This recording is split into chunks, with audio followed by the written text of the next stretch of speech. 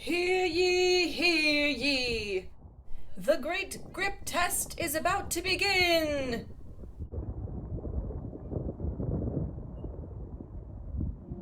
Months in the making, and it's finally here. I'm testing 7 grip aids, accessories, and hacks to see which keep me on the pole and which ones will slip off into the dust. The test is simple. I put the grip aid on, then do a chair spin on the right, do a chair spin on the left, and do an outside leg hang on each leg. I only get one try at each, so the grip aid has to immediately prove its worth. If I feel grippy enough, I'll keep going with some extra moves until the grip aid fails.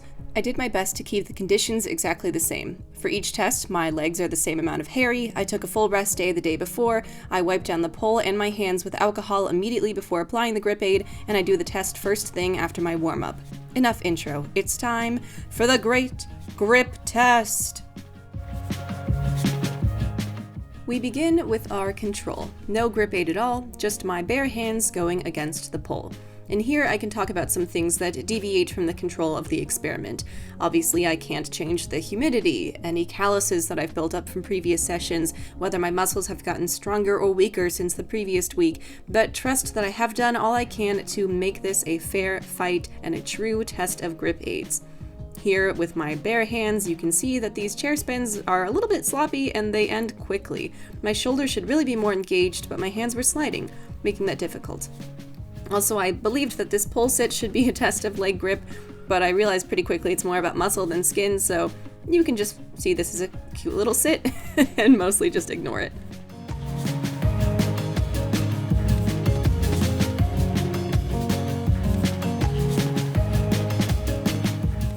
Here is an ungrip-aided outside leg hang that I immediately switched to an inside leg hang.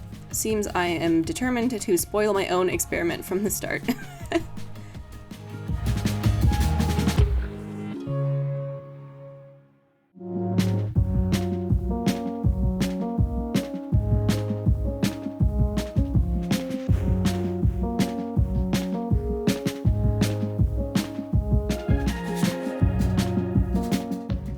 And I'll just say now that a lot of the outside leg hangs depend upon the strength of my inversion that week, so sometimes it may not be the fault of the grip aid if I'm not getting up there properly, but again, I did the best I could to make this a fair experiment.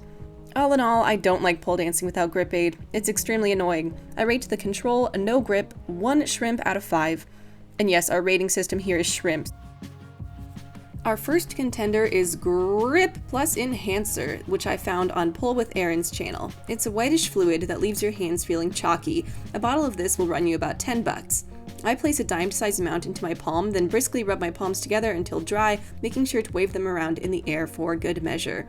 Earlier this year, Grip was really hard to find, and searching for its name yielded random results because Google will think you just misspelled the word grip, but now it's more common on sites like Amazon. On to the chair spins. I'm not sure how visible it is to you, but I can tell that I let my body collapse into the pole and then I pushed my lower hand out to correct it. I said during the control round that my shoulders should really be more engaged, and I was able to do that here thanks to the grip, since my hands held on much better than in the control run. In fact, I only ended my chair spins because my muscles fatigued, not because the grip gave out.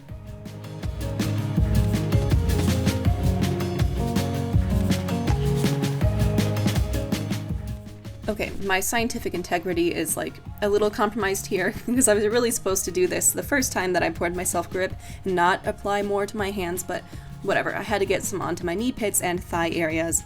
It's a little hard to tell once you've got the grip on your hands if you're actually getting it anywhere else, since you sort of lose the ability to feel texture changes with your chalky fingers.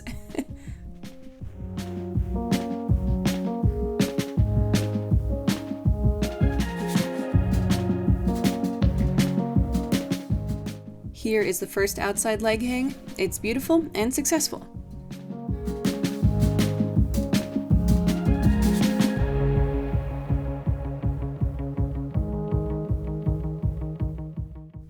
Even my scared side was able to easily get into position, although this leg hang does come with an unceremonious exit.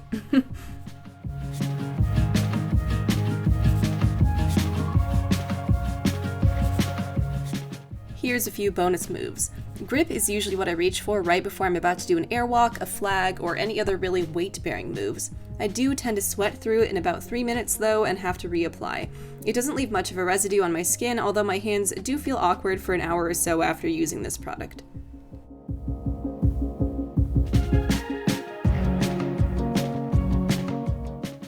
Gotta give 4 shrimps out of 5 for grip.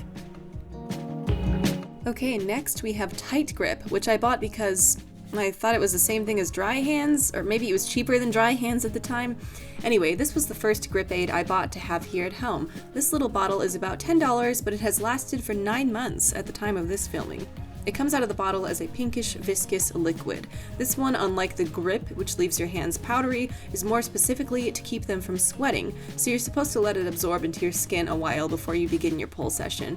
I do not do that because I'm bad at following directions, so I just pat it into my skin, not rubbing it until it feels tacky. Then I let my hands completely dry by flapping them or pointing them at a fan. I'll be honest, this chair spin was not feeling that good today. I think my form was slightly off, but my body is pretty much collapsing against the pole, and my shoulders didn't feel properly engaged. Not sure if that was a grip thing or just a Kelsey thing.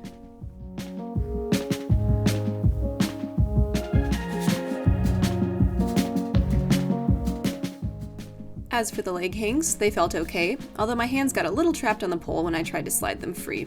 Not a huge difference between this and the Grip. My complaints about Tight Grip are that it leaves a white residue on your skin and your hands will feel weird for like an hour after using it, like they're unclean even though it's just that your palms aren't sweating. And the product tends to flake into its cap, so when you open it, particles come out and can make your floor sticky, so I prefer to put this on over the sink. 3 shrimps out of 5 for Tight Grip. I think there are better ones out there. You may have seen it before here on my channel, but today we're busting out the pole wrap again. This particular size and length cost me $60 and is from Ariel Essentials. A pole wrap is a removable, reusable exterior coating to transform your metal or powder-coated pole into a silicone pole so you can use it while clothed. And on this particular day, I had a whale of a time trying to put it on. This isn't my first rodeo with the wrap, but it gave me so much trouble this day that I could have skipped my warm-up entirely and just done this instead because I was so sweaty and enraged by the end of it that my whole body was warm. It's hard to start the wrap because it can come undone without enough tension, and it's really hard to make sure the wrap lies flat on itself instead of bunching up. Okay, I'm clothed, the wrap is on, it's time to do the chair spin. And it felt pretty bad. I was not engaging my shoulder properly and my body was collapsing against the pole, and here you can see my favorite thing, which is that the bunching up of the silicone happened to be right where I wanted to put my hand, so I slipped more using the wrap than if it hadn't even been there. I don't know if I'm losing my chair spin technique or if I was just so pissed from the install that I could no longer bring any grace to the movement, but this wasn't very good. As for the leg hangs, I've never done an inverted move on the wrapped pole, and you'll see here that once I get into position on this side, I'm pretty well stuck there, but it feels extremely awkward to place my leggings against the silicone and dangerous to rely on the shifting of my clothes instead of the stickiness of my skin to hang in place, so you'll see that I struggle to get out of the move as it pulls on my clothes.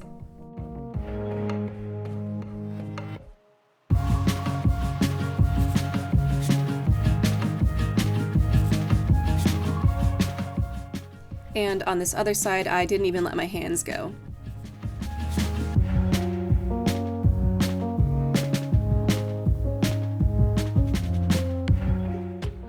I tried some other moves and still managed to slip. For sheer annoyance of application, which somehow gets more annoying every time, and expense, and the fact that I personally am uncomfortable dealing with my clothes clinging to the silicone and not getting into proper position, I am gonna rate this pretty low.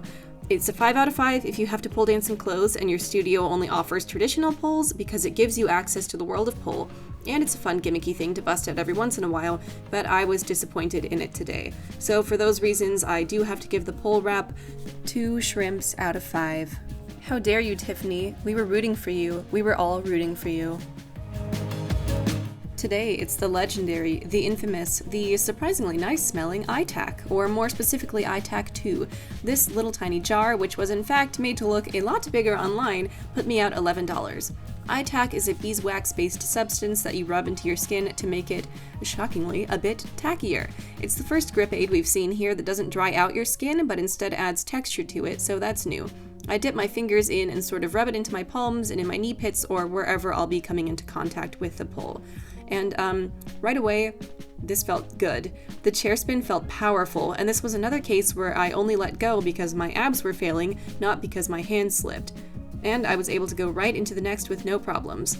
I was surprised because I remember iTack not helping me too much back in the studio days, and tons of you have commented that you think it's garbage, but I actually had a great time with these first 2 spins.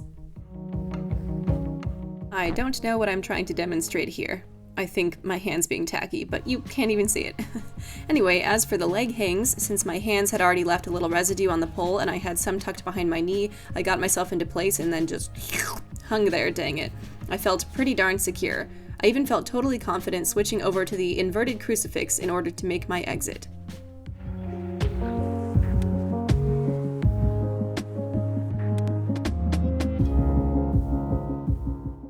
Again, a caveat is that my inversions were naturally stronger during this test than the one a month before because I'd had a month more of practice, but you know, trying to keep things as scientific as possible.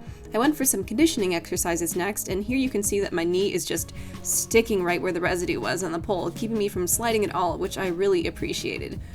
Dang, is iTack gonna be my favorite thing? After all this, the classic pole grip aid will be my winner? Come on, man. It did eventually wear off, and the pole was pretty covered in residue, which started to be less of a boon and more of a ugh. The downsides of iTack are, it's kind of sticky, so you may feel unpleasantly tacky, and your pole will get pretty well covered in gunk that you'll have to put some elbow grease into wiping off. It's not appropriate for people who avoid beeswax products, like very strict vegans, and in today's age of being hypervigilant against germs, it's not a good product to share because you have to dip your dirty fingers right into it. But I was pleasantly surprised here, at least 4 shrimps out of 5. Wow, it's time to test my favorite product ever, pole gloves. If you saw my standalone video devoted to these babies, you know I think they should burn in a trash fire where they belong, but it's only fair to test them under the same conditions as everything else before yeeting them there, so I was determined to give them a fair shot. These are the Mighty Grip gloves in a size medium from Amazon, and they cost about $25. If you didn't see that video, my main criticism is that these tacky gloves stick to the pole while your hand inside them sags or moves, creating dangerous and unstable wrist and hand positions that actually hinder your grip. I did manage to get some pretty good chair spins using the gloves, so that was surprising and pleasant. I sort of figured out how to compensate for the shitty hand action with better shoulder and muscle action, but still you'll see after the second side that I sort of shake my hand and rewrap the wrist cuff.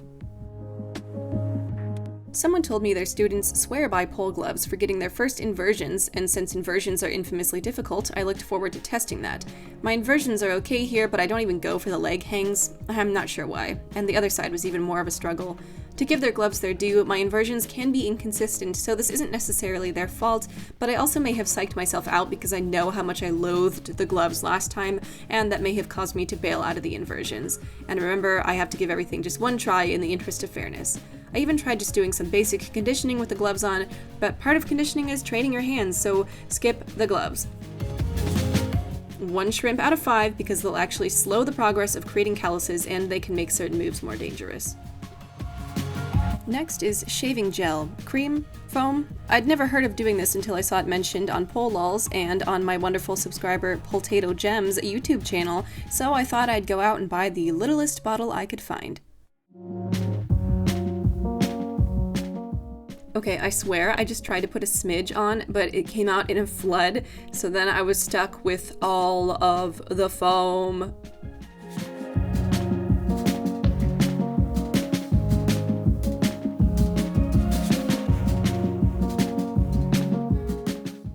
I had to wipe it off with a paper towel.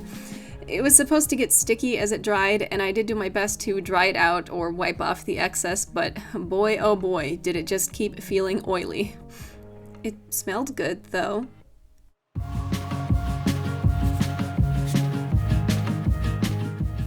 So, this was awful. It was like putting olive oil on my hands before dancing specifically to sabotage myself. When a spin on spin pole looks like a spin on static pole, something's going wrong. You can see me grinning because it's going so badly, and that was funny to me. This was called shave gel with aloe. Did I need to get foam instead? Is the aloe the problem here? Did I need Australian shave gel? I even decided to skip the inversions because I didn't want to purposefully put myself in a risky position with slippery knees. Sorry, Gemma, 0 sad shrimps for this since I couldn't even run both tests. Finally, we have sticky pole leggings. There is, or will be, depending upon when this video goes up, a separate standalone video on these, so if you're interested in hearing more detail, check that out. But these are sticky, grippy pole leggings from Zidane Sportswear in the size XL, on sale for $66. Like the pole gloves, these seem to suffer from the issue that the material sticks to the pole, while the Kelsey inside the material slides around. I skipped right to the leg hangs, and though you can tell that I'm sticking to the pole, which wouldn't be possible with regular old leggings, the pole is catching in the bunches of fabric instead of landing securely against my muscles or knee pits, like it should. The pants are a little too big, or at least baggy around the calves, so I wonder if this problem would be solved if I had sized down, but it's so hard to tell how skin-tight clothes will fit when you order online.